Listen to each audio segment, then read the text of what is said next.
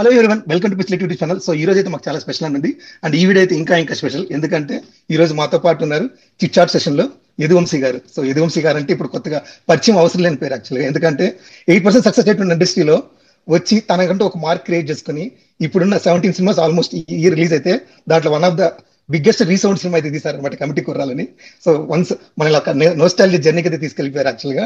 So ఈరోజు మనతో అయితే యదువంశీ గారు ఉన్నారు. సో మనకి యాక్చువల్గా సినిమా అవుట్కమ్ అనేది మనకి ఈజీగా అనిపించవచ్చు, బట్ దాని వెనకాల హార్డ్షిప్ అనేది చాలా ఉన్నాయి అనేది. సో ఈ రోజు ఆయనతో అవన్నీ షేర్ చేసుకోబోతాము. ఎస్, సో దీనికైతే ముందు ప్రీ రిలీజ్ లోనే తన క్రూకి యాక్చువల్లీ ఎవరైనా అయితే థ్యాంక్స్ చెప్తారనమాట. సో అక్కడి నుంచి ఆయన ప్రీ రిలీజ్ లో థ్యాంక్స్ గా చెప్పింది, కంగ్రాట్స్ చెప్పాడు. సో ఆయనకున్న కాన్ఫిడెన్స్ అలా ఆ రేంజ్ అనమాట. సో అలా స్టార్ట్ అయిన జర్నీ అనమాట. సో టెంప్లెట్ గా అయితే ఫోర్ ఫోర్ చెప్పాలి సార్ మీకు. ఒక సారీ, ఒక థ్యాంక్స్, ఒక కంగ్రాట్స్, ఒక హ్యాట్స్ ఆఫ్. సో సారీ ఎందుకంటే మిమ్మల్ని చాలా విసిగించారు 2-3 days గా కోసం అనేసి. సారీ, నేను టైం కుదరలేదు నాకు. యాక్చువల్లీ నేను శబరిమల వెళ్ళొచ్చాను అనమాట. దానివల్ల కొంచెం టైర్డ్ అయిపోయాను. చిన్న మీటింగ్స్ ఉండడం వల్ల ఐ కాంట్ నిన్న చేద్దాం అనుకున్నాం కానీ ఐఎమ్ సారీ. టీమ్ అంతా పాపం 11 వరకు వెయిట్ చేశారంటే ఐఎమ్ రియల్లీ సారీ టీమ్ అందరికీ కూడా. సో సెకండ్ అయితే basic template thanks sir for accepting hour invite and for joining the session. And next అయితే కంగ్రాట్స్ సార్, అంటే మీరు ఆల్రెడీ వినేశారు. అండ్ ఇంకోటి అయితే ఒక విషయం మీకు హ్యాట్స్ ఆఫ్ చెప్పాలి సార్, ఎందుకంటే మీ hard work dedication. So when we went like మా టీం అంతా మీ ఎవరు యదువంశీ అసలు ఏంది అని అనుకున్నప్పుడు అనమాట. సో వి బేసికలీ మీ హార్డ్ వర్క్, మీ కాన్ఫిడెన్స్ సార్ యాక్చువల్గా. సో మీరు ఏదైతే నమ్ముకున్నారో అది మిమ్మల్ని నిలబెట్టింది అనమాట. సో బేసికల్ గా ఒక మెసేజ్ ఇచ్చారనమాట, మనం నమ్ముకుందని వదలకపోతే అది ఎప్పటికైనా మనకి విన్నింగ్ ఇస్తుందని. అండ్ మోర్ ఓవర్ మీ ఒక్కరు కాదు కెరీర్ షేప్ చేసింది, మీరు ఆల్మోస్ట్ 11 people కెరీర్ ఇండైరెక్ట్ గా షేప్ చేస్తారు సార్ యాక్చువల్గా, ఇండస్ట్రీకి తీసుకుని వచ్చారు. సో ఇదైతే గ్రేట్. నాకు తెలిసి 10 మంది లీడ్ క్యారెక్టర్ తీసి చేస్తే తెలుగు సినిమాలు అంటే నాకైతే గుర్తులేదు యాక్చువల్గా. ఐఎమ్ సారీ, మేబీ ఉండొచ్చేమో, బట్ నాకు తెలిసి అయితే కమిటీకి వెళ్ళాలి యాక్చువల్గా. So let's go to interview sir. So basic గా హూ ఇస్ యదువంశీ? సో మీ మాటల్లో ఎక్కడి నుంచి వచ్చారు, మీరు బేసిక్ ఎక్కడి నుంచి సార్ యాక్చువల్గా? నాది వెస్ట్ గోదావరి అండి, తాడేపల్లిగూడెం, గోదావరి అబ్బాయిని. సో మీ కెరీర్ అయితే నేను చూసింది అయితే మీరు యాక్చువల్ గా ఇంజనీర్ గా వర్క్ చేశారు విప్రోలో. సో ఆ తర్వాత మూవీస్ ఇన్వెస్ట్మెంట్ బ్యాంకర్ గా వర్క్ చేశాను. సో యాక్చువల్లీ మీరు నేను కొలీగ్స్ సార్, నేను కూడా ఓల్డ్ విప్రో అయితే అనమాట. సో మన బేసిక్ కొలీగ్స్, జర్నీలో కొలీగ్స్. సో వాట్, ఎందుకు సినిమా సార్? అది రకమైన పిచ్ అండి, అంతే ప్యాషన్. అంటే maybe I'm not fit in to any finance sector job sector అనుకున్నాను. Completely I just want to be a director and actor. First initial time లో actor అయిపోదాం అనుకున్నా.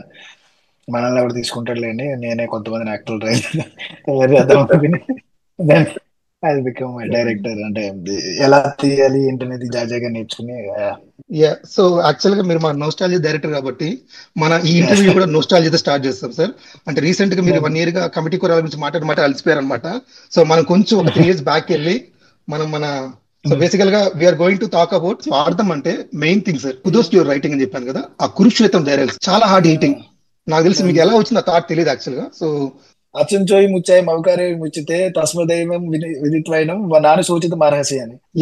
అండ్ మీరు టైటిల్ కార్డ్ లో కూడా కాన్షియస్ గా బైబిల్ పెట్టారు, భగవద్గీత పెట్టారు, అండ్ ఖురాన్ లో పెట్టారు అనమాట. సో కురుక్షేత్రం డైలాగ్ సార్ మీరు రాసింది. కురుక్షేత్రంలో అంత యుద్ధం జరుగుతా ఉంటే శ్రీకృష్ణుడు అర్జునుడితో అంత ఇంత యుద్ధం జరిగి అంతమంది చచ్చిపోతా ఉంటే కృష్ణుడు అర్జునుడికి చెప్పే భగవద్గీత వింటాడా అసలుకి అని చెప్పేసి, అంటే అంతసేపు అంతమంది చనిపోతుంటే అక్కడ చెప్పాల్సిన అవసరం ఉందా అని అడిగాడు అనమాట. అంటే ఆ చెప్పింది కేవలం 3 గంటలే, కానీ దాన్ని మనకి అర్థం చేసుకోవడానికి కొన్ని యుగాల తరాలు పడుతుంది అని చెప్పేసి చెప్తాడు. అంటే చెప్పేవాడు ఎంత గొప్పవాడో వినేవాడు కూడా అంత గొప్పవాడై ఉండాలి. మనం 3rd class 10th class పద్యాలు చెప్తే ఎలా అర్థం కావు, అలాగా ముందు వినేవాడు కూడా మనం చెప్పిన అర్థం చేసుకున్నంత క్యాపబిలిటీ ఉండాలి. అది అంటే మీరు చెప్పిన తర్వాత అర్థమైంది సార్. యాక్చువల్ శ్రీకృష్ణుడు అర్జునుడికి ఉపదేశించింది 3 గడియలే మాత్రం. అర్థం చేసుకోవడానికి మనం ఇంకా భగవద్గీత బుక్ ఉంది చదువుకున్నా మనకి ఇంకా అర్థం ఎక్కలేదు అనమాట. సో దీని తర్వాత సార్ యాక్చువల్ గా సో నేను ఆల్రెడీ చెప్పినట్టు కేఫ్ సీన్ లో ఆ హీస్ట్ ప్లాన్ చేస్తారు కదా, లాస్ట్ కి ఎప్పుడు అమ్మాయి తీసుకెళ్తారంటే అమ్మాయి దొరకాలి కదా అని. సో ఈ పేరు చాలా బాగా రైటింగ్ సార్.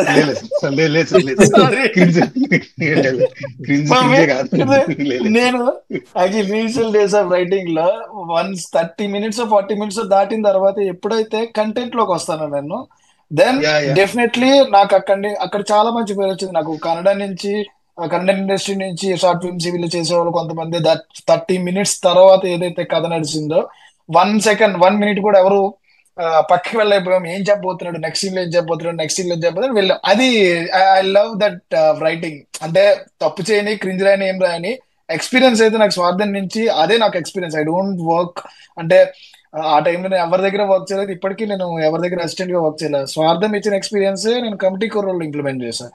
రైటింగ్ లో అవ్వచ్చు, ఏం రాయకూడదు, ఏం రాయొచ్చు, ఎలా వర్క్ చేయాలి, ఎలా వర్క్ చేయించుకోవాలి, మ్యూజిక్ ఏంటి, ఎడిటింగ్ ఏంటి, ఇవన్నీ నేర్చుకున్నది స్వార్థం నుంచి. Definitely it's a great initiation. Thank you so much for nostalgic memories. లేదు మిమ్మల్ని స్వార్థం, జీవన్. లేదు 1 సెకండ్, మిమ్మల్ని స్వార్థం ఇంకా వదలట్లేదు సార్, అయిపోయింది చెప్పలేదు, స్వార్థం సెక్షన్ లో ఉన్నాం ఇంకా మనం. అడుగుతారు గిరీష్ గారు, ఏదో అడుగుతారన్నారు. సో ఏం లేదు, ఇప్పుడు దానికి మీరు క్లైమాక్స్ వరకు వెళ్తున్నప్పుడు సో మీరు చాలా డేటా కలెక్ట్ చేసి నంబర్స్ చెప్పారు కదా. సో ఇక్కడ ఆఫ్రికాలో, ఐ మీన్ యుఎస్ లో అక్కడ ఈ ఆర్గాన్ డొనేషన్స్ ఎంత పర్సంటేజ్ ఉన్నాయి, మన స్టేట్ లో ఇన్ని ఆర్గాన్ డొనేషన్, ఐ మీన్ మన కంట్రీలో సో అండ్ సో ప్లేసెస్ లో మాత్రమే limited number of organ donation camps ఉన్నాయి. సో తీసుకునే వాళ్ళు, ఐ మీన్ 90% ఉంటే ఇచ్చేవాళ్ళు 10%, అంటే నెంబర్స్ చాలా తక్కువ ఉన్నాయి అని చెప్పేసి ఈ నెంబర్స్ ని మీరు తీశారు కదా. సో ఈ నెంబర్స్ మీకు, సో ఇట్లా మీరు అది దాని గురించి చాలా రీసెర్చ్ చేశారు కదా. సో అంటే మీకు ఆ నెంబర్స్ అంతా మీరు ఎలా ఐడెంటిఫై చేసి ఎలా చేశారు, ఐ మీన్ దానికోసం ఎంత టైం స్పెండ్ చేశారు అనేసి నాకు అసలు యాక్చువల్గా ఆ నెంబర్స్ చూసిన తర్వాత నేను కూడా జస్ట్ గూగుల్లో సెర్చ్ చేశాను యాక్చువల్గా. సో ఈ సో నాకు అది మీ నుంచి తెలుసుకోవాలని ఉంది. ఎలా అంటే అది రియల్ నెంబర్స్ ని తీసుకురావాలనుకున్నారా, లేకపోతే సింపుల్ గా ఏదో ఒకటి చెప్పేద్దామా అని కాకుండా మీరు ఎట్లా, ఐ మీన్ ఎలా చేశారు అనేసి దాని గురించి మిమ్మల్ని. అది ఆ టైంలో రియల్ నెంబర్స్ అండి. అంటే గూడూరు సీతా మహాలక్ష్మి గారు అని చెప్పేసి షీజ్ అన్ ఆర్గాన్ డొనేషన్ కి సంబంధించి ఒక సంఘ సంస్కర్త అనమాట. వాళ్ళు ఆంధ్ర తెలంగాణలో ఆర్గన్ సావిత్రిబాయి పూలే అవయవదాన సంఘం అని చెప్పేసి ఒకటి ఉందన్నమాట. దే వర్క్డ్ మోర్ ఆన్ అవయవదానం అండ్ బాడీ డొనేషన్. సో నేను ఆ గ్రూప్ లో ఉండేవాడిని. ఇనిషియల్ గా నేను కాలేజ్ డేస్ లో ఉన్నప్పుడు సోషల్ టైంలో నన్ను బాగా ఇన్స్పైర్ చేసింది ఆర్గన్ డొనేషన్. అంటే మనిషి చనిపోయిన తర్వాత భూమిలో పాతి పెట్టకుండా ఆ బాడీని ఇస్తే మనకి మెడికల్ స్టూడెంట్స్ కి ఉపయోగపడుతుందని, కళ్ళుని ఎలా దానం చేయొచ్చు, చనిపోయిన తర్వాత ఏం ఉపయోగపడతాయి, చనిపోక ముందు ఏం ఉపయోగపడతాయి, అవన్నీ నన్ను చాలా ఇన్స్పైర్ చేసినాయి. ఈ రీసెర్చ్ కి వెళ్ళినప్పుడు నాకు బడ్జెట్స్ కానీ లేకపోతే నాకు కొంచెం ఫండింగ్ చేసింది గూడూరు సీతామహాలక్ష్మి గారు అని చెప్పేసి ఆవిడ అనమాట. వెరీ గుడ్ యూజ్ చేశారు చూసారా, మ్యాప్స్, హీట్ మ్యాప్స్, అవి మ్యాప్స్ అంతా యూజ్ చేశారు. అదే వాళ్ళ ఇన్ఫర్మేషన్ ఇచ్చారు నాకు మొత్తం అంతా. అవి ఎక్కడెక్కడ ఈవెన్ మనకి గూగుల్లో అప్పట్లో దొరికేస్తాయి కంప్లీట్ గా మనకి ఏ దేశాలు ఇంకా చాలా ఉన్నాయి. ఆర్గన్ ట్రాఫికింగ్ గురించి చాలా ఉంటాయి అనమాట. బట్ నేను దీంట్లో ఆర్గన్ ట్రాఫికింగ్ గురించి ఎక్కువ మాట్లాడలేకపోయాను, ఎందుకంటే నేను మాట్లాడింది పాజిటివ్ సైడ్, నెగిటివ్ సైడ్ నేను టచ్ చేయకూడదని టచ్ చేయలేదు. కానీ మాక్సిమం దాంట్లో ఉన్నాయన్నీ కూడా ఆ టైంకి నిజాలు అవన్నీ. సో యాక్చువల్ గా స్వార్థంలో ఇంకా స్వార్థం గురించి మాట్లాడితే కొన్ని డైలాగ్స్ రాశారు సార్, చాలా బాగా రాశారు. సో మెయిన్ గా ఫస్ట్ డైలాగ్ అయితే, ప్రేమించడం అంతే అవతలి వాడిని అర్థం చేసుకోవడం. చాలా చిన్న డైలాగ్ బట్ చాలా చెప్పండి ప్లీజ్. అదే నిజం చెప్పాలంటే గుర్తులేవండి, మీరు చెప్తుంటే నాకు గుర్తొస్తుంది. గుండెల్లో బాధ కన్నీళ్ళుగా బయట వచ్చేస్తుంది నీకైతే, కానీ చిన్నగాడైతే వర్షం రూపంలో వచ్చి నీ కన్నీళ్ళు తుడుస్తున్నారు అన్నారు. అసలు ఎలా సార్ అది, అంటే గుండెల్లో ఆ కన్నీళ్ళకి వర్షానికి లింక్ చేసి ఆ వర్షం అనేది ఆ చిన్నగాడు తుడిచినట్టుగా అయితే చాలా బాగా రాశారు అనమాట. అండ్ బేసికల్ ఇంకొక హార్డ్ హిట్టింగ్ డైలాగ్ సార్, నాలుగున్న ప్రతి ఒక్కరు నిధులు చెప్తారు కానీ చేతులు ప్రతి ఒక్కరికి సాయం చేయలేరు, ప్రతి ఒక్కరు సాయం చేయలేరు. దాంట్లో ఒకటి ఉంటుంది నాకు ఇప్పుడే గుర్తొచ్చింది. దెర్ ఈస్ ఏ సేయింగ్స్, అచుంచోయి ముచ్చాయి మౌకారే ముచ్చితే తస్మదైవం విదిత్వైనం నాని సూచిత మరహసి అని. అది భగవద్గీత నుంచి తీసుకున్నాను నేను, చర్చ్ బైబిల్ నుంచి ఒకటి తీసుకున్నాను, ఖురాన్ నుంచి ఒకటి తీసుకున్నాను. రైటింగ్ టైంలో ఇలాంటివి కొన్ని తీసుకున్నాను నేను. అంటే freely you have received freely you give అని చెప్పేసి ఒకటి ఏదో రాశాను నేను. జో ఇన్సాన్ హే మారతా హే జో సంథింగ్ ఏదో ఉంటది, గుర్తులేదు నాకు, హిందీ రాదు, తోడా ప్యాస్ దాలా బ్యాచ్. సో ఈ స్వార్థంలో మెయిన్ గా ఇంకొక మాట్లాడుకోవాలి సార్, అంటే మీకు తెలుసో లేదో ఆ టైంలో ఈ పాస్పోర్ట్ సీన్ చూసారా, హీరోయిన్ పాస్పోర్ట్ ఫిల్ చేస్తారు, అది చాలా వైరల్ అయింది సార్ ఆ టైంలో. అంటే నాకు బేసికల్ గా నేను చూసాను, షార్ట్ ఫిల్మ్ వచ్చింది ఇండిపెండెంట్, దానికంటే ముందు ఇండి ఫిల్మ్ చేద్దామని నేను స్టార్ట్ చేసా, డబ్బులు సరిపోలే నాకు. సో అదే మీ డైలాగ్ ఉంటుంది కదా, నా ఇంటి పేరు బదులు నీ ఇంటి పేరు రాసుకుంటాను. ఆ సీన్ పర్టికులర్ గా ఆ light framing sir, light framing, I mean night time ఆ లైట్ ఫ్రేమింగ్ అయితే చాలా మంచి రైటింగ్. సో ఎక్కువ స్వార్థంతో లాగను, 2-3 ఉన్నాయి, నేను ముగిచ్చేస్తాను యాక్చువల్గా. సో దాంట్లో సాంగ్ ఉంది సార్, యాక్చువల్ నాకు బాగా నచ్చింది, నేను సాంగ్ పోతే వెతికాను యాక్చువల్గా, బట్ సపరేట్ సాంగ్ అయితే లేదు. అండ్ మోర్ ఓవర్ మీ సాంగ్స్ కొనింది మధుర ఆడియో అప్పట్లో. అంటే మధుర ఆడియో అప్పట్లో మంచి ట్రెండింగ్ అనమాట. సో ఏదైనా వాళ్ళు సాంగ్ తీసుకున్నారంటే ఖచ్చితంగా సాంగ్ విషయం ఉంటుంది అనమాట. ఏం జరుగుతుందని అది ఆ లైన్స్ అయితే చాలా బాగా అనిపించింది. అండ్ మీ యాక్టింగ్ కూడా చాలా బాగుంది సాంగ్ లో. యాక్టింగ్ కబీర్ రఫీ గారు మ్యూజిక్ అండి, చాలా మంచి మంచి మ్యూజిక్ డైరెక్టర్. కిషోర్ బాబు సంబంగి అని లిరిక్ రైటర్ అనమాట. మన శ్రీరామచంద్ర గారు పాడారు, సత్యామ్ని గారు దాన్ని. చాలా మంచి అంటే నాకు మ్యూజిక్ టేస్ట్ కొంచెం కొంచెంలో అప్పట్లో ఉండేదంటే ఏదేదో చిన్న చిన్నగా చేసుకుని అప్పట్లో ఏదో చేశాను అనమాట. Thank you so much for the nostalgic director గా నోస్టాలజియా తీసుకొచ్చారు. నేను చేసిన పుల్ని తీసుకొచ్చి పెట్టారు అనమాట. Thank you so much. So ఈ స్వార్థంలో నా స్వార్థం కొంచెం ఉంది సార్. యాక్చువల్లీ టీం అందరూ చెప్పేసి వాళ్ళు అడిగేస్తారని నేను చెప్పలే ఎవరికి, ఒకరికే చెప్పా టీం స్వార్థం చూడమని చెప్పి. సో అందుకే మిగతా కామ్గా ఉన్నారు అనమాట. నాకు స్వార్థం గురించి మేబీ ఫైనల్ క్వశ్చన్ ఏమో, ఐ మీన్ ఇప్పుడు ఇది మనకి more than 1.5 hour movie actual. అది ఇంత బడ్జెట్, దానికి బడ్జెట్ ని ఎలా ఆ టైంలో మీరు ఎలా సమకూర్చారు? అంటే మీకు ఎవరు ముందుకు వచ్చి? పెద్ద బడ్జెట్ ఏం కాదండి, అందరూ సపోర్ట్ చేశారు. అంటే అందరూ ఫ్రీగా యాక్ట్ చేశారు, అందరూ ఫ్రీగా కెమెరా ఇచ్చారు. మ్యూజిక్ డైరెక్టర్ దగ్గర నుంచి అందరూ కూడా చాలా తక్కువకి, 1,00,000 రూపాయలకి, 50,000కి, 70,000కి ఇలాగే చేశారు. ఎందుకంటే సోషల్ దానిగానే చూసాం, సినిమాలో చూడలేదు దాన్ని. అది ఇండి షార్ట్ ఫిల్మ్ అంతే. అంటే ఇది సినిమా రిలీజ్ కోసమో లేకపోతే ఇంకో దానికోసమో కాదు, జస్ట్ నాకున్న ప్యాషన్ ని నా ఫ్రెండ్స్ సపోర్ట్ చేశారు. దాన్ని నేను సోషల్ యాక్టివిటీగా ఛానలైజ్ చేశాను. దానికి బడ్జెట్ అంతా కూడా మాక్సిమం అంటే ఫండింగ్ ఇచ్చారు. It's not like a budget. మీరు మన టైటిల్ కార్డ్స్ లో చూస్తే కనుక టోటల్ ఆర్గాన్స్ మీద పడతా ఉంటాయి టైటిల్ కార్డులు. దాంట్లో అందులో చాలా బ్యాక్ బోన్ కి మనకి వెన్నుముకకి వేసాను అనమాట టైటిల్ కార్డ్స్. దాంట్లో చాలా పేర్లు పడతా ఉంటాయి, ప్రొడ్యూసర్స్ అని చెప్పేసి. అవన్నీ ఆర్గనైజేషన్స్ నేమ్స్. స్టేట్ లో ఉన్న దగ్గర 20-30 ఆర్గనైజేషన్స్ పీపుల్. మెయిన్ నాకు సోమశేఖర్ రెడ్డి గారు అని చెప్పేసి నా పేరుకి శ్రీ అని పెట్టడానికి శ్రీ సాధన క్రియేషన్స్ అని ఆయనకి శ్రీ వంశీ అని చెప్పేసి పెట్టాను అనమాట అప్పట్లో. ఉందా లేకపోతే కొంచెం నాకెందుకు నాన్న అనేది పర్సనల్ కనెక్షన్ కంపల్సరీ. కొంచెం మా నాన్నగారు మాకు అలాగే ఎప్పుడు అంటే సపోర్టివ్ అనమాట. 10 రూపాయలు అడిగితే 100 రూపాయలు ఇచ్చారు. ఏం జరగాలి, ఏం కావాలన్నా చేసుకో అన్నారు. సినిమా అంటే సినిమా చేసుకో అన్నారు. అంటే అలాంటి ఉన్న వాళ్ళం కాదు. లోయర్ మిడిల్ క్లాస్, నాన్నగారు లారీ డ్రైవర్, తర్వాత లారీలు కొనుక్కున్నాం, తర్వాత అది middle class, lower middle class persons ఎక్కడ కూడా అంత సపోర్టివ్ గా ఉన్నారనమాట. సో అలా జరిగింది అనమాట. సో బేసిక్ గా ఒక విషయం, స్వార్థం కి కమిటీ కుర్రలకి అబ్జర్వ్ చేసిన విషయం ఏమంటే, యదువంశీ గారికి క్రూ ఎక్కువ ఉండాలి. అంటే ఆయన సినిమా చేసిన జనాలు ఉండాలి, సినిమా చేపించిన జనాలు ఉండాలి. అంటే ఎందుకంటే మన స్వార్థంలో కూడా ఎప్పుడు స్క్రీన్ ఎప్పుడు చూసినా ఒక 10 మంది ఉంటారు యాక్చువల్ గా, అంత నిండుగా ఉంటది. మాకైతే బేసిక్ గా ఒక నవయుగ కృష్ణవంశీ గారు అనిపించారు యాక్చువల్ గా. సో బేసిక్ గా కృష్ణవంశీ గారి ఫ్రెండ్స్ అలా ఉంటాయి, ఎప్పుడు చూసినా నిండిపోయి ఉంటది అనమాట. సో ఆ తర్వాత సో ఎందుకంటే కొన్ని సీన్స్ ఒకరిద్దరికి ఎక్స్ప్లెయిన్ చేయడం వేరే విషయం, ఇంతమంది నిలబెట్టి ఎక్స్ప్లెయిన్ చేయడం అనేది చాలా రేర్ అనమాట. సో అండ్ మోర్ ఓవర్ ఇంకొక విషయం సార్, సాంగ్స్. సో యదువంశీ గారికి సినిమా అంటే పాటలు ఖచ్చితంగా ఉండాలి, చాలా ఉండాలి. అంటే స్టోరీ ట్రావెల్ కూడా పాటలోనే ఉండాలి. స్వార్థంలో అయితే కమిటీ కుర్రాలు 11 మంది ఉన్నారు, 11 పాటలు ఉన్నాయి కమిటీ కుర్రాల్లో. So what's about this connection sir, crew and songs లో కానీ బ్యాక్గ్రౌండ్ చాలా బాగా క్రియేట్ చేస్తారన్నమాట. నాకు అది బాగా ఇష్టం. ఈవెన్ తమిళ సినిమాలు కానీ అది న్యాచురల్ గా ఉంటాయి. సో దానివల్ల నేను చూసే మొత్తం ఫ్రేమ్ మీద నాకు జనాలతో అనుకుంటాను అనమాట. సో మనకు బేసికల్ చూసినట్టు ఎప్పుడైనా సినిమా అనేది ఒక రైటర్ కథ పెన్ను పెట్టడం స్టార్ట్ అవుతుంది సార్. సో మీ పెన్ను ఆ 11 మంది వరకు ఎలా రాసింది, 11 మంది చాలా ఎలా ఆగింది సార్ యాక్చువల్ గా? కాదు జీవన్, సో అది కౌంట్లెస్ యాక్చువల్ గా. సో అది కాదు ఇంకొక నాకు ఐ మీన్ మనము కమిటీ కుర్రాళ్ళు లోపలికి వెళ్లే ముందు కమిటీ కుర్రాళ్ళ ఐ మీన్ బిఫోర్ కమిటీ కుర్రాళ్ళు ఒక క్వశ్చన్ ఉంది నాకు. సో ఏంటంటే, సో మీవి కొన్ని ఇంటర్వ్యూస్ చూసాం సార్. ఏంటంటే మీరు ఐ మీన్ మీ స్క్రిప్ట్ తీసుకొని కమిటీ కుర్రాళ్ళు ఈ స్టోరీ తీసుకొని చాలా మంది ప్రొడక్షన్ హౌసెస్ తో వెళ్ళారు, చాలా మందికి స్టోరీ చెప్పారని చెప్పేసి ఇంటర్వ్యూస్ లో చూసాను అనమాట.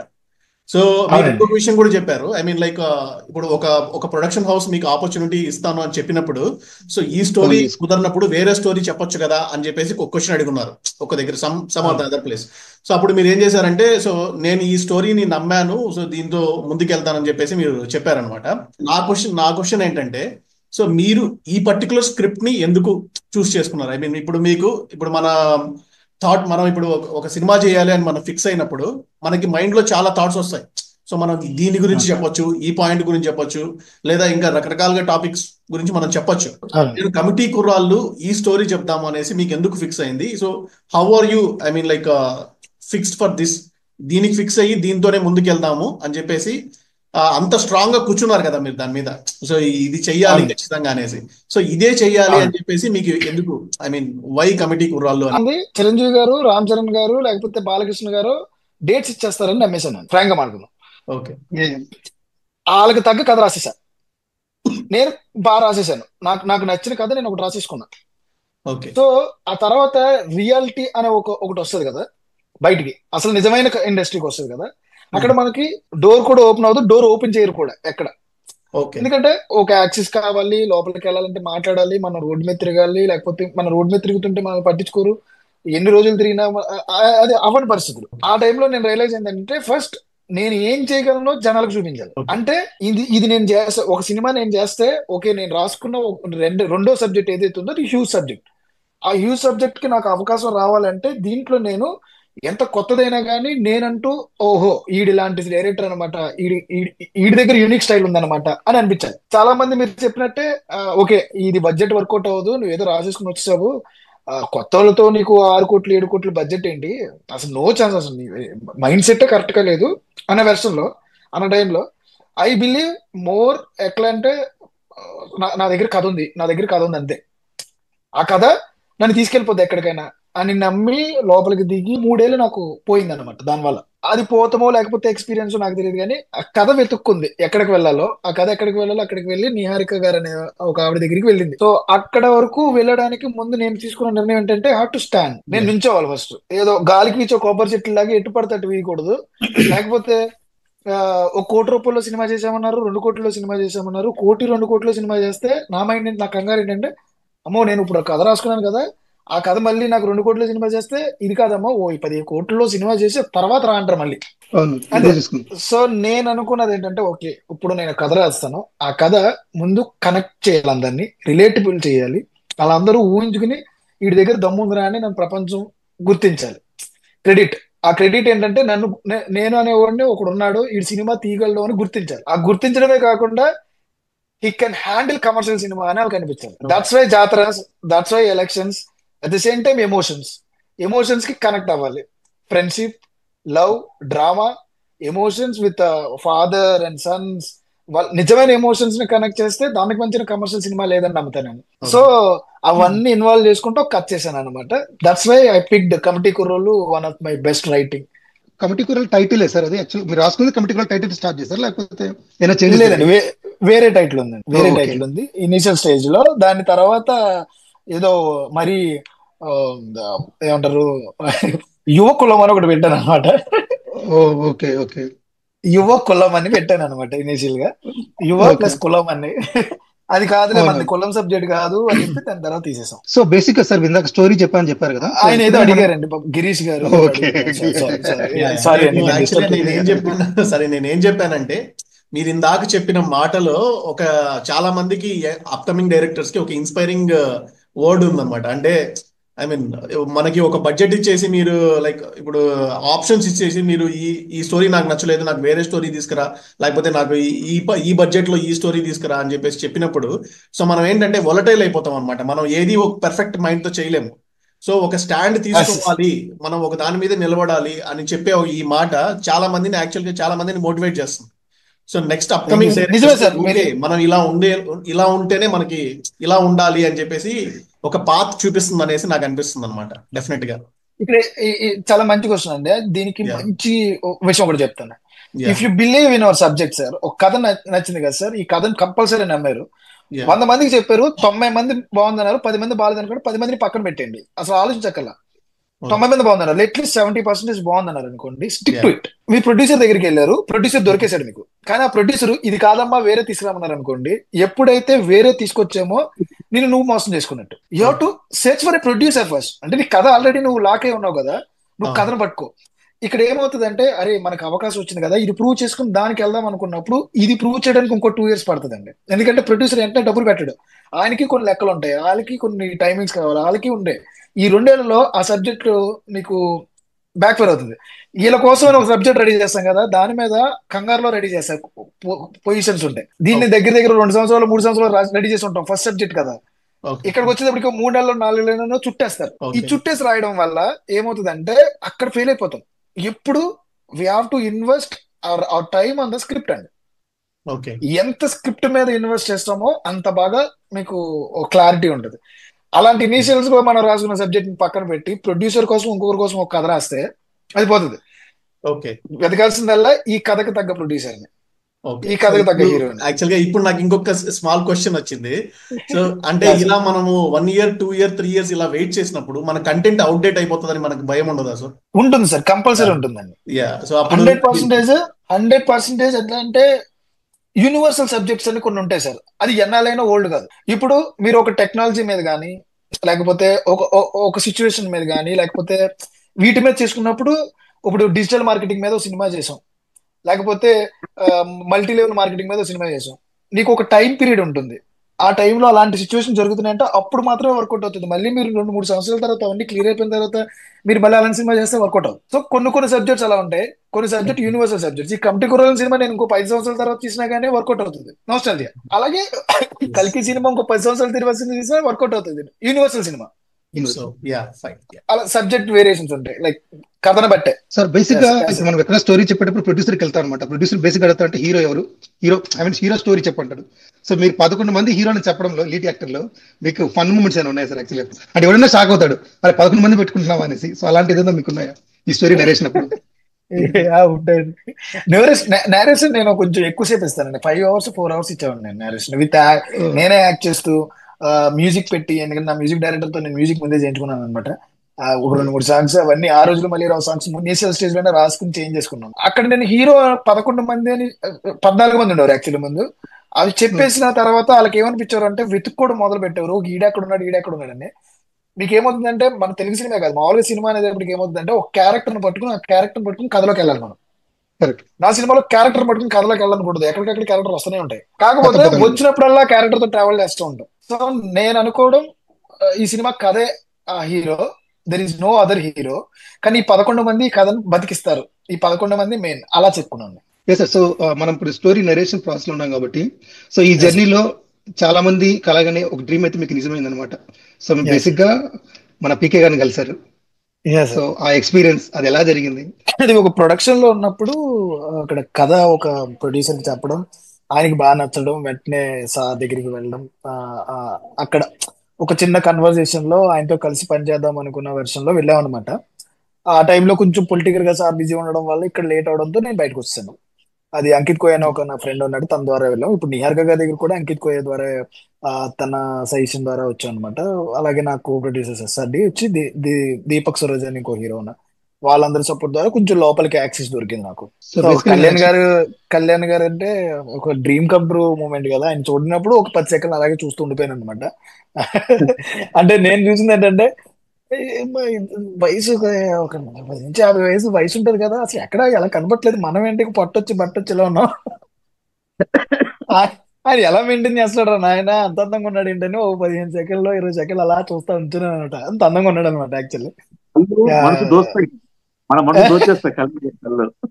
ఎగ్జాక్ట్లీ అలా ఒక ఆరా ఉంటుంది, ఎవరు మాట్లాడరు, ఆయన పక్కన ఉన్నప్పుడు ఎవరు మాట్లాడరు, మనం అలా చూస్తూ ఉంటే ఆయన నువ్వే కదా వంశీ అన్నారు, ఇంకా చాలా అయిపోయింది, ఇంకా అక్కడ చచ్చిపోయింది, ఇంకా ఇంకేం వినపడలేదు నాకు. అలా చూస్తూ ఉన్నాను, ఏం మాట్లాడట్లా. తర్వాత మా ఫ్రెండ్ అయితే బుక్ అడిగితే మళ్ళీ వెనక్కి పిలిచి బుక్స్ అవి ఇచ్చి ఏదో రోజు నీ వెనక నేను ఉంటా అన్నారు అనమాట. ఆ మాట మరి ఇంకా తర్వాత ఇప్పుడు ఈవెన్ ప్రీ రిలీజ్ కి వాటికి అనుకున్నాం కానీ అంటే ఆయన వేరే అతి పెద్ద థింగ్ లో ఉన్నారు, సర్వీస్ అని ఒక పెద్ద థింగ్ లో ఉన్నారు. సో ఇంకా ఆయన అప్రోచ్ అవ్వలేకపోయాం మేము, అంతే. అయితే ఎక్స్పీరియన్స్ అంటే అంతే. సో బేసిక్ గా ఇందాక మీరు చెప్పేసారు, యాక్చువల్ అంకిత్ కోయతో మీ ఫ్రెండ్షిప్ ఎలా స్టార్ట్ అయింది, ఎలా ఈ ట్రావెల్ లో అంకిత్ కోయ మీతో ఎలా ఉన్నారు? క్రికెట్ ఫ్రెండ్స్ తర్వాత అలా అతని దగ్గర నుంచి దీపక్ సరోజ్ ద్వారా యాక్చువల్లీ ఎక్కువ మా ముగ్గురికి ఉన్న బాండింగ్ ద్వారా ఇటు నిహారిక కుందల్ గారు కానీ, ఇటు ఫనీ అన్న ఎస్ఆర్డి ప్రొడక్షన్స్ మా కో ప్రొడక్షన్ వాళ్ళు కానీ పరిచయం అవడం కొంచెం నాకు ఈజీ చేశారు. వీళ్ళిద్దరూ ఏం చేశారంటే నాకు కొంచెం ఈజీ చేశారు వర్క్ ని, అంటే లైక్ వాళ్ళతో పరిచయం కోసం వెళ్ళే దారి డోర్ ఓపెన్ చేసి వెళ్ళు మంచి కథ పట్టుకుని ఎన్నాళ్ళు తిరుగుతా అని చెప్పి లోపలికి పంపారు. సో అది బాగా హెల్ప్ అయింది నాకు. అండ్ ఎవరో ఒకరు పుష్ ఇవ్వాలి కదా మనకి. అంకిత్ కోయ గారి స్పీచ్ అయితే చాలా టచింగ్ అనిపించింది సార్. యాక్చువల్ గా చాలా ఎమోషనల్ అనిపించింది.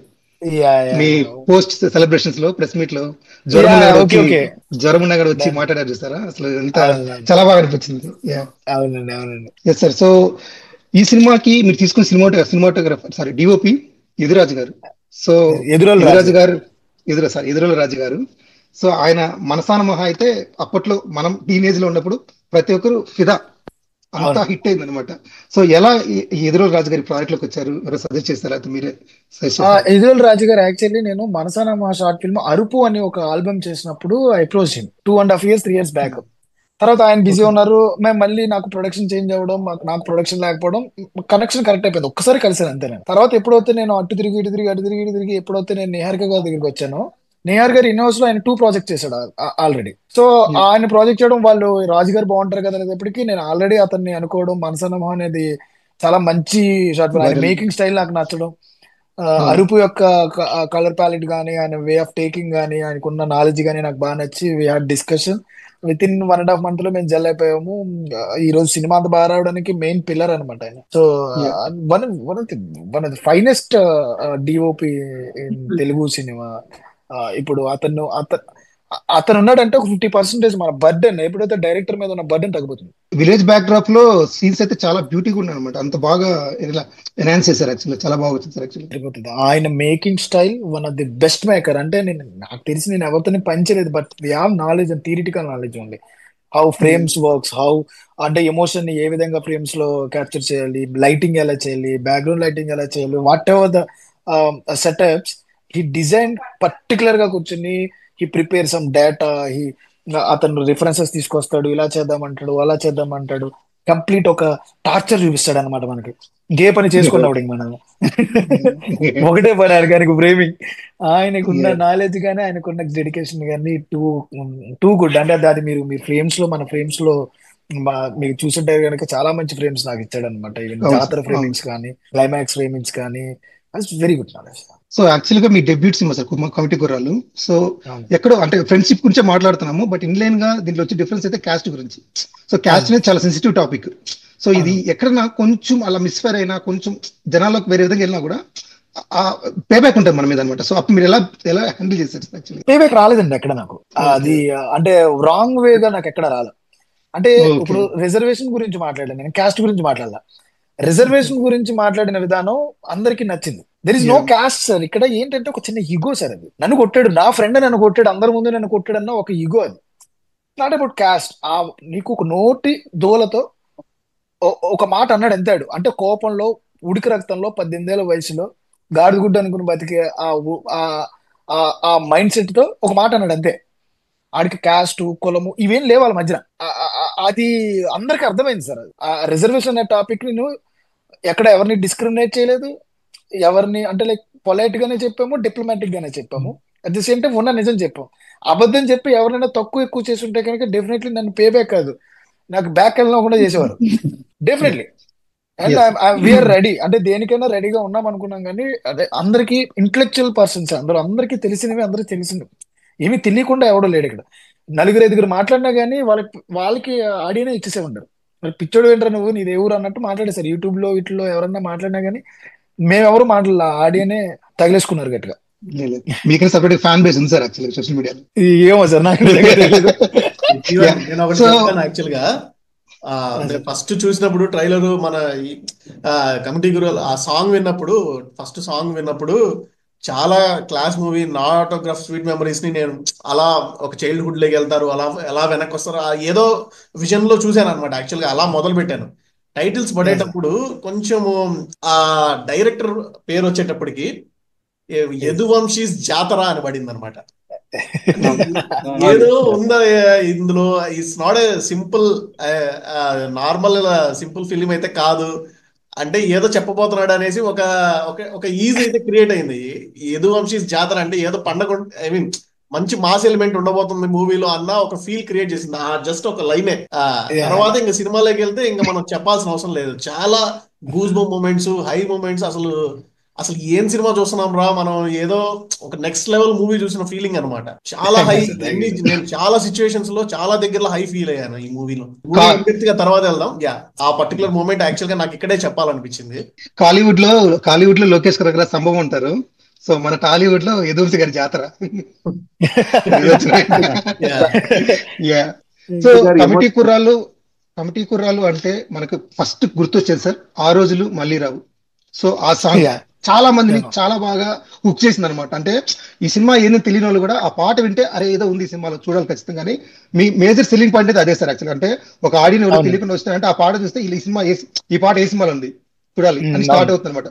సో దీనికి క్రెడిట్స్ అయితే మన అనుదీప్ గారికి ఇవ్వాల్సింది యాక్చువల్ గా. సో అనుదీప్ గారితో 100%. మీ జర్నీ ఎలా వచ్చింది అనుదీప్ గారి project? He's like a family now. అంటే నా జర్నీలో, ఈ సినిమా జర్నీలో నాకు దొరికిన గొప్ప స్నేహితుడు అంటారు కదా. అంటే స్నేహం కోసం చేసిన సినిమాలో గొప్ప స్నేహితుడు, మంచి మంచి స్నేహితులు చాలా మంది ఉన్నారు. One of the best friend అంటే who understands me, who knows me, who always backs me, who always support me and everywhere. First thing వీటి గురించి అంటే ముందు అతని వర్క్ గురించి మాట్లాడదాం. He's very dedicated. రాజు గారు ఎంత వర్క్ మీద ఆయనకున్న ఇది ఇలా ఉంటుందో అదే విధమైన 100% సేమ్ ఈక్వల్ లెవెల్లో ఇతన్ని, అంటే ప్రతి ఒక్కరికి ఒక ఆకలి ఉంటుంది కదండి. ఇప్పుడు నాకు ఒక ఆకలి ఉంది, ఆ ఆకలే నా సినిమా. అలాగే ప్రతి డిపార్ట్మెంట్ కి ఆకలి ఉంటేనే మనకి ఈ 5,000 విడివిడిగా మనం పెట్టుకుంటే మనం అన్నం తెల్లం. 5,000 కలవాలి. లైక్ నా ప్రొడక్షన్ అవ్వచ్చు, నా మ్యూజిక్ డైరెక్టర్ అవ్వచ్చు, నా డిఓపి అవ్వచ్చు, ఎడిటర్ అవ్వచ్చు, ప్రొడక్షన్ డిజైనర్, సౌండ్ ఆర్టిస్ట్ అందరూ కలిస్తేనే సరిగ్గా అన్నం తినగలం. ఈ టైప్ లో మాకు ఏదైతే అనుదీప్ గారు ఇచ్చిన మ్యూజిక్ నేను పట్టుకుని రోడ్ల మీద తిరిగా. ఆయన మ్యూజిక్ ఒక్కటే నాకున్న ఏమంటారు భోజనం. ఏదైనా ఎవరైనా బడ్జెట్ బాగాలేదనో లేకపోతే ఇది బాగాలేదనో అది బాగాలేదు ఏది చెప్పినా గానీ రాత్రి వచ్చి ఆ రోజులు మళ్ళీ రావు పాట పెట్టుకుని వింటే నాకు చాలు. ఎందుకంటే ఆ రోజులు మళ్ళీ రావు నేను 3 years బ్యాక్ ట్యూన్ చేసేసాం మా జర్నీలో. మేమేదో 11 మందికి 11 సాంగ్స్ కి 11 మంది మ్యూజిక్ డైరెక్టర్ కానీ వెళ్తే నన్ను నా బ్రెయిన్ వాష్ చేసి లేదు లేదు నువ్వు నాతో చేయకపోయినా పర్లేదు, 11 మందితో పనిచేస్తా, ఎమోషన్ వర్కౌట్ అవ్వదు, ఎవరితోనే చేయి ఒక్కరితోనే చేయని చెప్పాడు అనమాట. సరే అని చెప్పేస్తే ఆయన బ్యాంక్ నుంచి ఈ ఓ బాటసారి సాంగ్ నాకు బ్యాంక్ నుంచి దొరికింది. ఆయన చేసుకుని పెట్టుకున్న సాంగ్ నాకు బాగా నచ్చింది. అది తీసుకుని తర్వాత ఆ రోజులు మళ్ళీ రావు వర్క్ చేస్తే నా అసోసియేట్ అర్జున్ రెడ్డి అనే అబ్బాయి ఆ రోజులు మళ్ళీ రావు అనే వర్డ్ ఇస్తే అతను ఒక పల్లవి రెడీ చేశాడు. ఆ పల్లవి నాకు చాలా బాగా నచ్చింది. ఆ పల్లవి పట్టుకుని నేను వెళ్ళేవాడు అనమాట. అనుదీప్ నాకు అంటే పడిపోతాడంటే చేపట్టుకుని లాగేశాడు మ్యూజిక్ ద్వారా. అవునా ఇప్పుడు ఈ రోజు ఇలా అన్నారా, సరే రా మళ్ళీ ఇంకోటి ఏం చేద్దాం అని చెప్పి కూర్చున్నాడు. వితౌట్ రూపీ, ఒక్క రూపాయి ఇవ్వలేదు నేను. అసలు అతనితో సినిమా చేస్తానో లేదో అనేది కూడా అతనికి తెలియదు. కానీ అతను వచ్చేసి ఓకే ఈసారి మనం ఏం చేద్దాం అంటే సాంగ్ ఇప్పుడు ఈ రోజున మనం ఈ సాంగ్ మీద కూర్చుందాం, లేకపోతే ఈ ఎమోషన్ మీద కూర్చుందాం, బీజిఎం ఇలా చేద్దాం అని అవర్స్ అండ్ అవర్స్ మాట్లాడుకున్నాను. అది నాకు ఎంత బూస్టింగ్ అంటే ఒకవేళ నేను లోలో ఉంటే ఆయన కూర్చోపెట్టి మ్యూజిక్ వినిపించాడు. ఆయన కూర్చోపెట్టి ఆయనతో కూర్చుంటే చాలు ఓకే నేను పాజిటివ్ గా, అంటే ఒక కంప్లీట్ పాజిటివ్ పర్సన్. ఇప్పుడు నవ్వుతూనే ఉంటాడు, ఎప్పుడు కష్టాలు ఉండవు ఆయనకి ఆయన చుట్టూరు. సో దానివల్ల నాకు అనుదీప్ అనేవాడు more than music director best human being, best friend అనమాట. ఆయన వల్ల కొంచెం బూస్టింగ్ ఎక్కువ ఉంటుంది నాకు. సో ఎలాగో ఆ రోజులు ఇంకా ఆ సాంగ్ వచ్చాం కాబట్టి పిక్చరేషన్ గురించి మాట్లాడుకుందాం sir. Yes, complete nostalgia journey. అసలు ఒక చిన్న మైన్యూట్ గా వదిలేదు నాకు గుర్తులేదు. నాకు మెయిన్ గా ఎక్కడంటే నేను కనెక్ట్ అయింది ఆ చీటీలు ఉంటాయి కదా సార్, తీసుకుని మనం గోకి అక్కడే నెంబర్ వస్తుంది, ఆ నెంబర్ చెక్ చేసుకుని మనకి లాటరీ. యా. సో ఎట్లా సార్ ఇవన్నీ ఇన్ని తీసుకోవాలి, ఎన్ని రోజులు షూట్ చేశారు? అంటే అనుకున్న రోజులే షూట్ చేసాము, బట్ మాకు చాలా కొంచెం స్ట్రగుల్స్ ఎక్కువ ఉండేవి. ఇప్పుడు ఫర్ ఎగ్జాంపుల్ 1999 షూట్ చేయాలంటే మాకు ఎలా అంటే ఎదురుగా ఉండేది. ఇడ్లీ మామ్ కొట్టు బ్రిటిష్ షాప్ ఎదురుగా కావాలి, సెంటర్ ఉండాలి. ఇప్పుడు 1999 షూట్ చేసామంటే ఆపోజిట్ లో ఉన్నది 2010 సెటప్ లో ఉంటది. దానికి మళ్ళీ పెయింట్ వేసి తర్వాత రోజుకి 1999 కి మార్చాలి. సో మేము ఇవి చేయడానికి మాకు టైం తక్కువ. అంటే మేము వీ హ్యావ్ టు ఫినిష్ ఆ డే లో ఆ చిన్నపిల్లలతో ఆ షూట్ కంప్లీట్ చేసేది మేము. సో అక్కడ మాకు కొంచెం స్ట్రగుల్స్ ఉండేవి. అంటే ఓకే ఈ మాంటేజ్ అయిపోయిందా, సరే సీన్ చేసుకొద్దాం, సరే ఈ సమయం అయిపోయిందా నెక్స్ట్ మాంటేజ్ చేద్దాం. అలా దగ్గర ఒకే రోజున 10-15 మాంటేజ్లు, ఒక రోజున 18 మాంటేజ్ చేసాం. మౌంటేజ్లు అంటే ఎన్ని అంటే 4 మౌంటేజ్లు చేయడానికే నరకం చూడాలి సార్ తెలుసు. 18 మౌంటేజ్లు చేసామండి మేము, with dress changes, with location changes, nearly 10 locations తిరిగి. మన క్వశ్చన్ దగ్గరికి వస్తే థింగ్స్ మనం ఆడుకున్న ఆటలు అవి మనం చిన్నప్పుడు ఆడుకున్నామండి. అవి నాకు గుర్తున్నాయి బాగా. ఇంకా చాలా పెట్టడానికి స్కోప్ లేదు, కానీ అవన్నీ ఆడుకున్నవి చూసినవి అందరికి కనెక్ట్ అయ్యే విధంగా థింగ్స్ ని సెలెక్ట్ చేసాం. ఆ బూమ్ బూమ్ సెకలకు అవ్వచ్చు, లేకపోతే జామకాయల్లో చింతపండు పెట్టుకుని తినేవి, బోట్ ఆటలు, గోళీలు, what ever the cards, cricket cards, WWF cards, చిన్న చిన్న థింగ్స్ ఏవైతే చూపించామో అవన్నీ కూడా యూనివర్సల్ గేమ్స్. సో అది మాకు ఈజీగానే దొరికాయి. దొరకనవన్నీ కూడా production designer Pranay Naini and art director Vishnu దాన్ని గ్యాదర్ చేశారు బాగా. అంటే మా ఏడీలు అందరూ బాగా వర్క్ చేశారు వాటి మీద, అక్కడిక్కడ తయారు చేయించి అన్ని తీసుకొచ్చాం అనమాట. సో బేసిక్ గా స్వతహాగా మీరు మెగాస్టార్ గారి డైహార్డ్ ఫ్యాన్ సార్. సో మీ డెబ్యూట్ కూడా మెగా ఫ్యామిలీ నుంచి ఈ సపోర్ట్ ఏదైతే ఉందో, మీ తొలి అడుగుకి మెగా ఫ్యామిలీ వాళ్ళు ఉండడం మీకు ఎలా అనిపించింది? నిహారిక గారితో మీ ప్రయాణం ఎలా అనిపించింది సార్? ఎందుకంటే బేసిక్ గా సినిమా కన్నా మీరు చేసే ప్రమోషనల్ ఈవెంట్ చాలా బాగుంది, ప్రమోషన్ ఈవెంట్స్ చాలా చేశారు, చాలా ఎగ్జైటింగ్ అనిపించింది అనమాట. సో ఈ ట్రావెల్ ఎలా అనిపించింది సార్ మీకు? నిహారిక గారు she's like a sister, very kind hearted, clarity, ఒక విధానం, ఒక పద్ధతి, కంప్లీట్ డౌన్ టు ఎర్త్ అండి ఆవిడ. అంటే వీడా ఏం లేదు. అంటే చాలా మంది, నేను కొంతమందిని చూసే, పేర్లు ఎందుకులే కానీ, అంటే మన పక్కన కూర్చొని తినడానికి కూడా ఇబ్బంది పడతారు, ఏడీల పక్కన కానీ, చిన్న చిన్న ఆర్టిస్టుల పక్కన కానీ. లేకపోతే ఆవిడకి అసలు ఏమీ ఉండదండి అస్సలు. డ్రైవరా, లేకపోతే ఇంకొకటా, లేకపోతే చిన్నోడా, చిన్న ఆర్టిస్టా, పెద్ద ఆర్టిస్టా, ఏముండదు. కూర్చుని భోజనం చేస్తుంది, అందరు తిన్నారా, ఒక అందరిని బాగా చూసుకుంటది, హ్యాపీగా మాట్లాడుతుంది. ఆవిడ ఫస్ట్ రోజున మా వాళ్ళందరినీ కలిస్తాకి వీళ్ళందరూ లోపలికి వచ్చి మేమందరం ఆడిషన్ చేసి నేను ఫైనల్ చేసి లోపల తీసుకొచ్చినప్పుడు వీళ్ళందరూ లేచి నుంచున్నారు. ఆవిడ కంగారు, లేదు లేదు కూర్చొని అంటే, మా అందులో ఒకటి ఆత్రం అనుకుంటా, థ్యాంక్స్ మేడం దేవతలా దొరికారంటే, ఆవిడ లేదు మీరే నాకు దేవుళ్ళ దొరికారు. She's like that. She's a kid, she's very matured, she's like down to earth, she's wonderful, out and out she's wonderful. అదే నిహారిక గారి టాపిక్ వచ్చింది కాబట్టి, నాగబాబు గారితో 140 లొకేషన్ లో ఉన్నాము, తలకోన. నాగబాబు గారికి డబుల్ ఆమ్లెట్ వేయించాను నేను. ఆమ్లెట్ తింటారా సార్ అంటే, ఆ లొకేషన్ లో I mean TB tourism guest house పక్కనే చిన్న పాక ఉంది, అందులో ఆమ్లెట్ వేసుకుని వచ్చి నాగబాబు ఇచ్చాను. నాకు మెగా ఫ్యాన్. అందులో నాగబాబు గారు నాకు ఎదురుగా ఉన్నారు, జగన్ గారి లొకేషన్ లో. నేను నాగబాబు గారిని కలిసాను సార్. నాగబాబు గారు ఆమ్లెట్ ఆయన డౌన్ టు ఎర్త్నెస్ ఈవిడికి వస్తుంది. డౌన్ టు ఎర్త్ అంటున్నారు కాబట్టి ఆయన మెంటాలిటీ అంటే, ఆ ఆకులో అక్కడ అడవిలో దొరికే ఆకులో ఆమ్లెట్ ఇచ్చాను, వద్దన్నాడు ఫస్ట్. ఆయన ఒక చిన్న టేస్ట్ చూసి మొత్తం తినేస్తాడు. నేను వేసిన ఆమ్లెట్ ఆయన తిన్నాను, వెరీ హ్యాపీ. నాగబాబు గారు హ్యాండ్ వాష్ చేసుకోవడానికి పక్కన ఉన్న water bottle, Bisleri bottle open చేశారు నాగబాబు గారు. అక్కడ బకెట్ లో వాటర్ అది ఇవ్వు అన్నాడు. అంటే హ్యాండ్ వాష్ చేసుకోవడానికి బిస్లరీ వాటర్ వేసి ఇంత సింప్లిసిటీ అని మార్పు పడిపోయింది నాకు. అంటే చెప్తుంటే ఫాదరు, బాబాయి, మనలాగే ఉంటారు వాళ్ళు. వాళ్ళు నార్మల్ పీపులేనండి. ఎందుకు నార్మల్ పీపుల్ అంటే, తలకెక్కల ఇది మేము అని, తలకెక్కల ఎక్కడ కూడా. అందువల్ల వాళ్ళు చాలా నార్మల్ గా మాట్లాడతారు, నార్మల్ గా బిహేవ్ చేస్తారు, నార్మల్ గా రిసీవ్ చేసుకుంటారు, చిన్న పెద్దలు లేకుండా అందరితో హ్యాపీగా ఉంటారు. నాకు తెలిసి వీళ్ళిద్దరు కూడా సేమ్. ఈవెన్ వరుణ్ తేజ్ గారు కూడా నాకు ఫస్ట్ నాకు కాల్ చేసింది వరుణ్ తేజ్ గారు. వాట్ ఎవర్ ఏదైనా పక్కన పెట్టండి, you did a fantastic job and what ever the result, మీరు ఇలాగే తీయండి సినిమాలు అని చెప్పి ఫస్ట్ నాకు మార్నింగ్ 11 o'clock కాల్ చేసింది. నా ఫస్ట్ షో పడిన తర్వాత వరుణ్ తేజ్ గారు. సూపర్. సో బేసిక్ గా సార్, ఈ ట్రావెలింగ్ లో నిహారిక గారి పేరు వచ్చింది కాబట్టి, ఎందుకు మేడం నిహారిక మేడం ఫస్ట్ నుంచి ఎగ్జైటింగ్ ఉన్నారు, కాన్ఫిడెంట్ ఉన్నారు సార్? అంటే తను తీసిన చాలా సినిమాల్లో కూడా ఈ సినిమాని పర్టికులర్ గా చాలా ఇంట్రెస్ట్ గా తను ఓన్ చేసుకున్నారు. యాక్చువల్ గా ఏదో సినిమా కాకుండా నిహారిక సినిమా తీసుకెళ్లారు, చాలా మందికి చెప్పడం కానీ, చూపించడం కానీ, అండ్ ప్రమోషనల్ సాంగ్ కూడా చేశారు యాక్చువల్లీ మీరు. అంటే ఎక్కడ కానీ స్క్రిప్ట్ లో ఆమె ఏమైనా ఇలా మార్చుదామా లేదా అడిగారా, ఇప్పుడు ఏమైనా ఇచ్చారా? నిజం చెప్పాలంటేనండి, స్క్రిప్ట్ చెప్పిన తర్వాత 90% ఆవిడకి బాగా నచ్చింది. చిన్న చిన్న థింగ్స్ ఇలా చేస్తే బాగుంటుంది, అలా చేస్తే బాగుంటుంది అని హర్ట్ చేయరు. ఆవిడ చెప్పిన పాయింట్ లో వ్యాలిడ్ థింగ్స్ ఉంటాయి, మనం కూడా ఆలోచించాలి అనుకునే విధంగా చెప్తారు, నొప్పించకుండా. సో అలా 2-3 చోట్ల చెప్పారు నాకు, డిస్కస్ చేసాము. మళ్ళీ ఆవిడ కావాల్సిన విధంగా చేంజెస్ జరిగినాయి. ఆవిడ డిస్కస్ చేసి దెన్ అప్రూవల్ ఇచ్చిన తర్వాతే లోపలికి. At the same time promotions అంటారా, ఇంకొకటి అంటారా, ఇక్కడ ఎవరు ఫేస్ లేదండి, ఇక్కడ ఒకటే ఫేస్ నిహారిక. ఇక్కడ ఒకటే ఫేస్ అండి. ఇక్కడ యదువంశీ, లేకపోతే ఫలానా సందీప్, లేకపోతే యశ్వంత్, 11 మంది, లేకపోతే ఎవరు లేరు సార్. ఇక్కడ ఒకే ఆవిడ సినిమా థియేటర్ కి ఆడియన్ వచ్చాడంటే ఒకే ఒక కారణం, నిహారిక ఆవిడ ఒక సినిమా చేసింది. వాళ్ళ పాప. అంటే ఇండస్ట్రీ గురించి పక్కన పెడితే ఊరందరికీ కూడా ఆవిడ కూతురే, జనాలందరికీ కూడా కూతురే. మా కూతురు ఒక సినిమా చేసింది, చిన్నపిల్లల్ని కొత్త వాళ్ళని తీసుకొచ్చి మేము సినిమా చూస్తామని వచ్చారు. సో నేను అనుకున్నది అదేనండి, ఇక్కడ ఎవడు లేడు. ఇక్కడ యదువంశీ రేపు పొద్దున్న ఇంకో 10 సినిమాలు చేసినా కానీ నిహారికే ఇంట్రడ్యూస్ చేసింది నన్ను. సో ఆవిడ ఫేస్ లేకపోతే మా సినిమా ఎవడు చూడు, సమస్య లేదు దాంట్లో.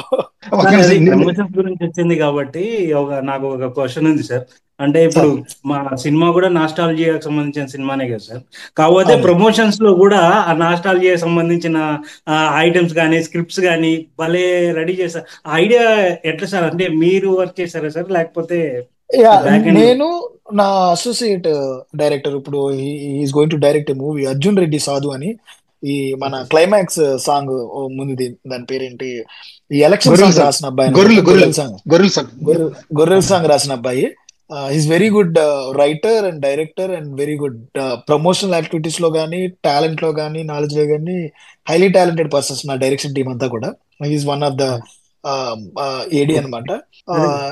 He took care of entire promotions. అంటే నేను సినిమా చేసుకుంటూ ప్రమోషన్స్ అబ్బాయికి అప్ చెప్పేస్తే ఇలా కావాలి ఇలా కావాలంటే హీ డిజైన్ ఎవ్రీథింగ్. అంటే మనం చెప్పేది ఒక 20% ఉంటుంది నిజం చెప్పాలంటే, and మిగతా 80% he created it along with our actors. ఎందుకంటే కుర్రోళ్ళు అందరూ కాబట్టి వాళ్ళు కూడా కూర్చుని పోయి మొత్తం ఇలా చేద్దాం అలా చేద్దాం అన్ని చేస్తారు. యాక్చువల్ గా సీరియల్ ప్యాటర్న్ అనేది బాగా వైరల్ అయింది సార్. ఆ ఓల్డ్ సీరియల్ ఇది చేస్తారు కదా. అవునండి.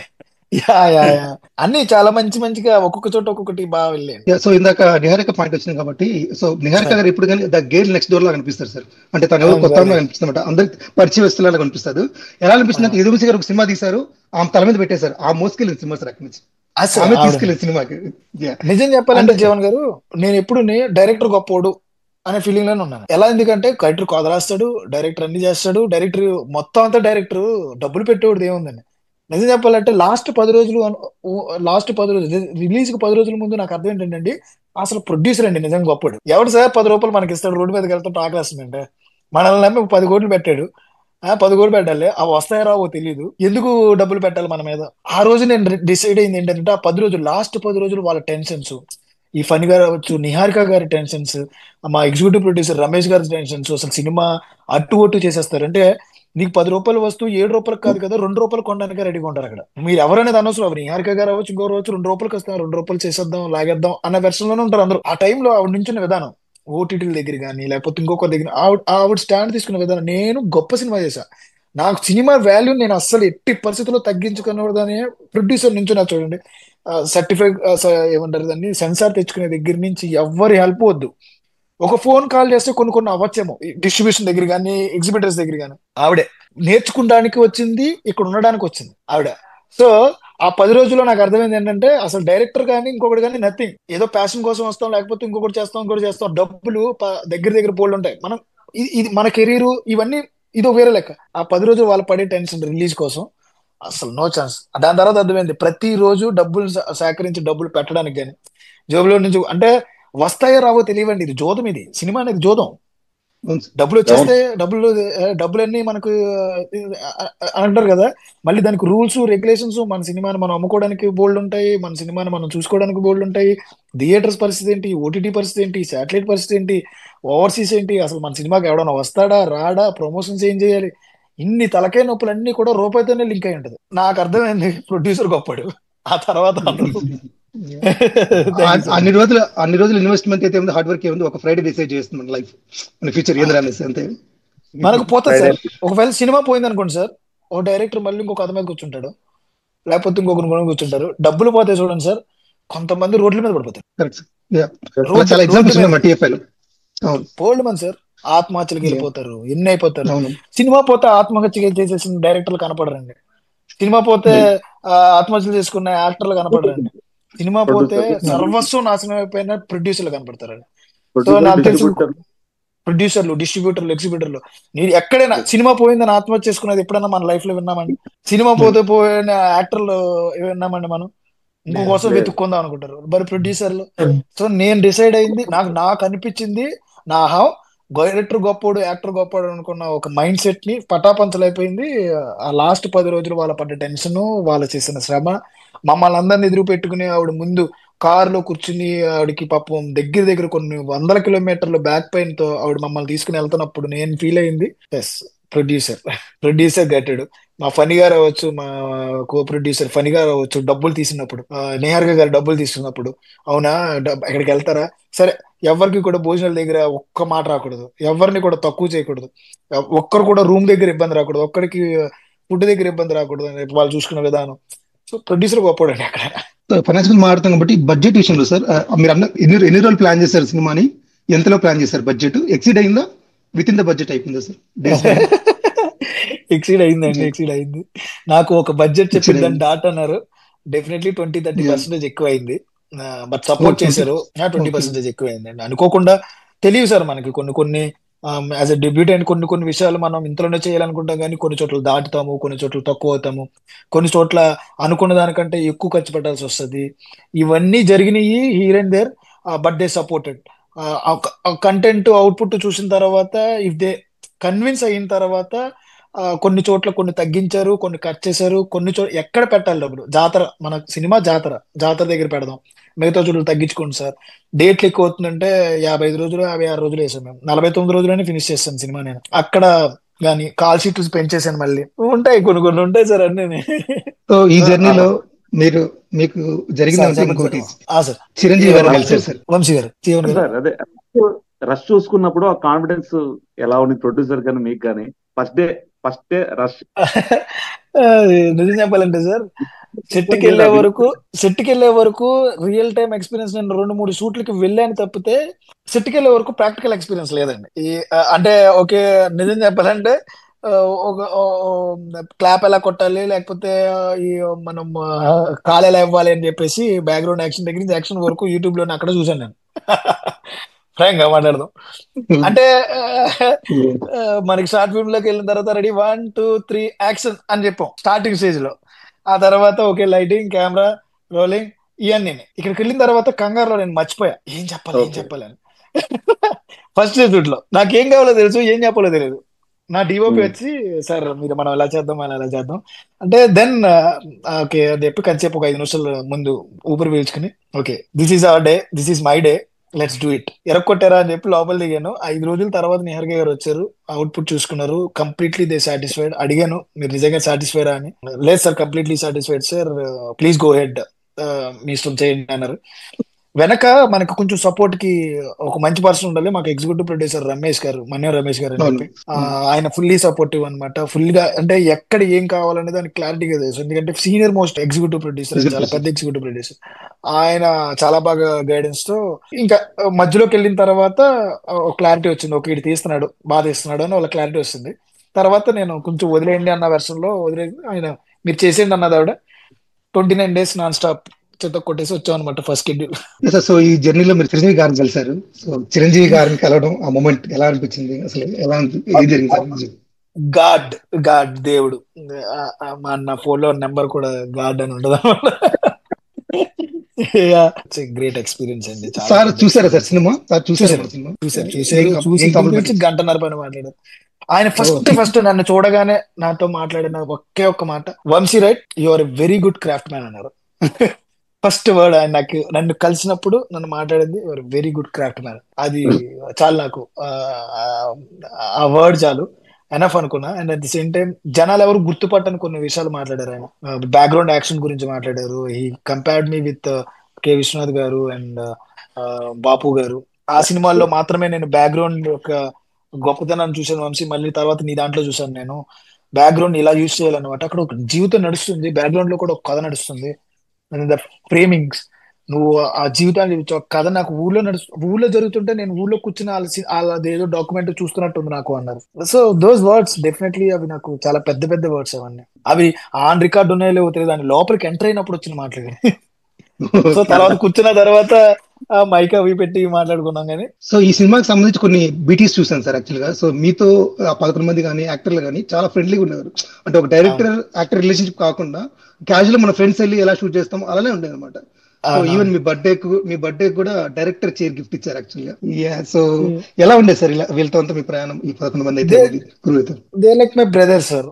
వాళ్ళు లేకపోతే మనం ఈ సినిమా చేయలేం. డెడికేషన్, డిసిప్లిన్, నమ్మకం. భయపడిపోయాను నేను, వీళ్ళని చూసి భయపడిపోయాను. ఎక్కడ వీళ్ళని కాదంటారా? 2 ఏళ్ళు నాతోనే కూర్చుని ఉన్నారు. నేను సెలెక్ట్ చేసుకున్నప్పుడు బయట నా సొంత వాళ్ళు కాదు, ఆడిషన్ చేసి వేరే ప్రొడక్షన్ లో నేను సెలెక్ట్ చేసుకున్న పీపుల్ ఎక్కడ వీళ్ళని కాదని. అప్పటికే 2-3 నేను పాపం కాదనిలేక నేను పక్కకి వెళ్ళిపోవాల్సి వచ్చింది, వాళ్ళని వదిలేయాల్సి వచ్చింది. పర్టికులర్ గా వీళ్ళే కావాలనుకుని వీళ్ళని ఎక్కడ వదిలేస్తారా అని భయపడిపోయాను. వీళ్ళు ఏమైపోతారని భయం ఫస్ట్. ఎందుకంటే వీళ్ళు పెట్టుకున్న నమ్మకం 3 సార్లు 10 కేజీలు తగ్గారు, 10 కేజీలు పెరిగారు. కేజీ తగ్గడమే గగనం. అలాంటి డెడికేషన్ చూసిన తర్వాత ఎక్కడ ఏమైపోతారని భయపడిపోయాను. అదొక రకమైన గిల్ట్, ఇన్సెక్యూరిటీ వచ్చేది నాకు. అదో భయపడి ఎవరైనా ఏదైనా చెప్తుంటే ఏం మాట్లాడాలో తెలియదు, దాన్ని ఏమంటారో తెలియదు. గిల్ట్ అంటే నాకు తెలియదు, ఇన్సెక్యూరిటీ అనుకుంటా. అలా ఫీల్ అయిపోయాను నేను. So it's complete actors film without paper, without dialogue paper. Set లో పనిచేసిన వాళ్ళు ఒక్క డైలాగ్, ఒక్కరు కూడా డైలాగ్ పేపర్ లేదు వాళ్ళ దగ్గర. నేను చేసిన 49 days లో ఒక్క రోజు కూడా డైలాగ్ పేపర్ లేదు. No chance, no promptings, nothing. They know 27A montage, they know 72C montage. 1 year workshop చేశారు. ఆ రేంజ్ లో workshop? Complete workshop. No dialogues, ఒక్క డైలాగ్ కూడా. నేను నాకు తెలియదు, నా నాలెడ్జ్ ప్రకారం నా టెక్నికల్ పీపుల్ అని ఎవరైనా అడిగినా చెప్తారు, there is no paper. Scene paper నాకు సెట్ రాకూడదు అనమాట అక్కడికి. అలా రెడీ అయ్యారు. ఎందుకంటే ఇక్కడ డైలాగ్స్ కంటే ఎమోషన్స్ చాలా ఇంపార్టెంట్. వర్క్ షాప్ 1.5 year ఏం చేసామంటే, 1.5 year అంటే ఆఫీస్కి వచ్చి కూర్చోవాలి వాళ్ళు. ఎందుకు కూర్చోవాలంటే ఆఫీస్కి వచ్చి వీళ్ళందరూ ఫ్రెండ్షిప్, మేము లోపల కూర్చొని బయట వాళ్ళని కూర్చోబెట్టేసి ఉన్నాయి. 2 రోజులు, 3 రోజులు, 4 రోజులు, 5 రోజులు, 10 రోజుల తర్వాత వాళ్ళు ఏం చేయాలో తెలియదు వాళ్ళకి. జరా మామ సిగరెట్ కొడదామని చెప్పి ముగ్గురు వెళ్ళేవారు. జరా బామర్ది బయటకు వెళ్దాం, బురుగులు వెళ్దాం ఇంకొకటి వెళ్ళేవాడు. ఈ లెవెల్లో బావా, బామర్ది, తమ్ముడు, అరే ఇంకా పచ్చి కూతురు మాట్లాడుకుని తీసుకొచ్చారు వాళ్ళు. So they will be like real friends create చేశారు. అది క్రియేట్ అయిపోయింది. ఫోర్స్ఫుల్ గా ఫ్రెండ్షిప్ క్రియేట్ చేయకూడదు మనం, అది క్రియేట్ అయింది. ఆర్గానిక్ గా జరగాలి. సో అది క్రియేట్ చేద్దాం అనుకున్నాం, అది క్రియేట్ చేసాం. వాళ్ళే క్రియేట్ చేసుకున్నారు దాన్ని యాక్చువల్లీ. సో ఈ కాస్టింగ్ విషయానికి వస్తే మేము మాట్లాడుకోవాల్సింది సాయి కుమార్ గారి గురించి, గోపరాజ్ గారి గురించి.